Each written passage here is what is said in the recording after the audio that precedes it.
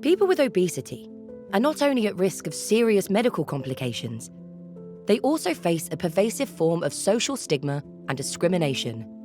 Emma knows this all too well. As a child, she was bullied relentlessly by her classmates and frequently left out. And her teachers had lower expectations of her. Emma's parents were worried, and they encouraged her to lose weight.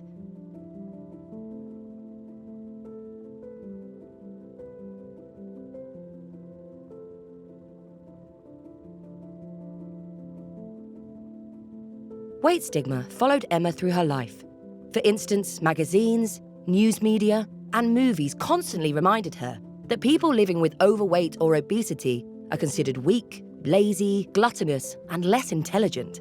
She tried so hard to lose weight, but despite multiple diets and workout programs, she always regained the weight she lost. Friends and family told her she needed to work harder. She started to believe she just wasn't good enough. She applied for job after job, yet despite her qualifications, there was always a better candidate.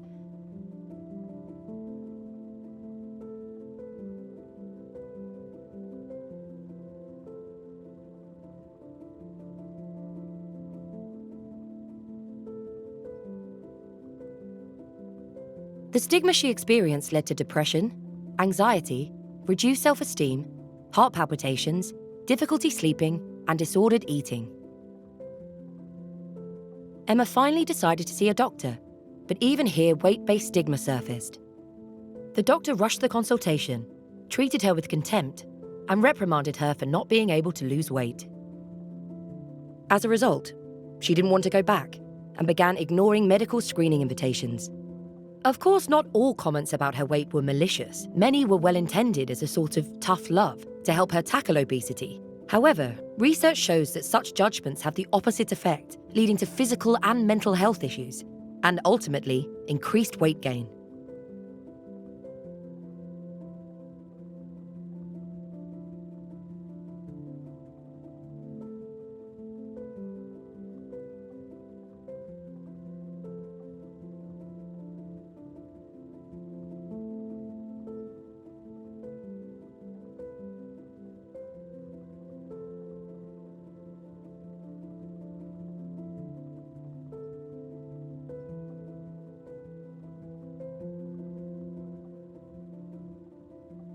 Weight stigma is associated with the belief that obesity is a personal choice and that people with obesity lack willpower.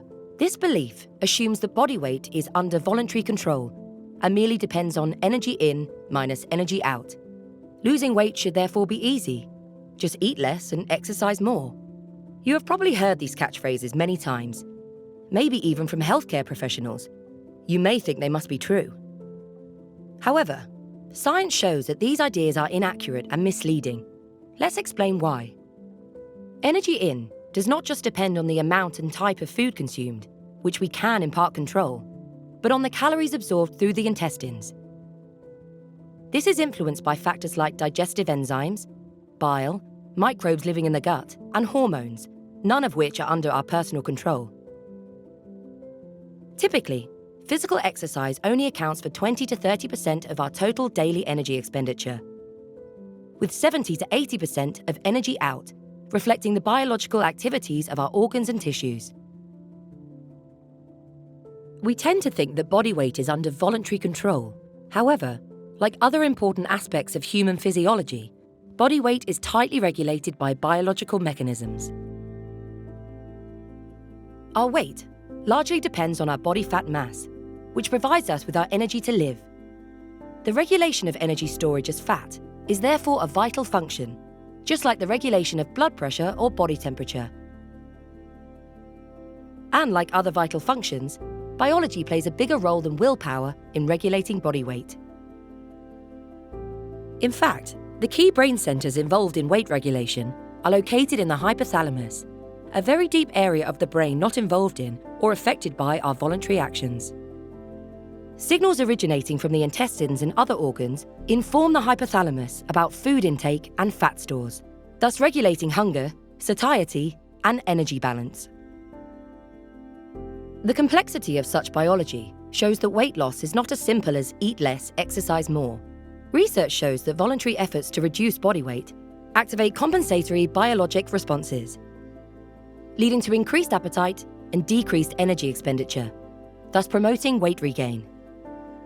This explains why losing weight is possible, but maintaining weight loss is very difficult. In fact, numerous clinical studies show that for most people, diet and exercise alone do not achieve long-term weight loss. What causes obesity then? As strange as it may sound, we do not know for sure. We do know, however, that several factors in combination contribute to obesity, including genetics, food production and quality, sleep deprivation, psychological stress, and medications, among others. Considering obesity a personal choice or a character flaw is oversimplistic and goes against the scientific evidence. Scientists participating in the Joint International Consensus Conference on the Stigma of Obesity called for a collective effort to facilitate a new public narrative about obesity, coherent with modern scientific knowledge. The group proposed a pledge to eradicate the stigma of obesity, signed by over 100 scientific organizations. Please join us and sign the pledge. Together, we can end weight stigma.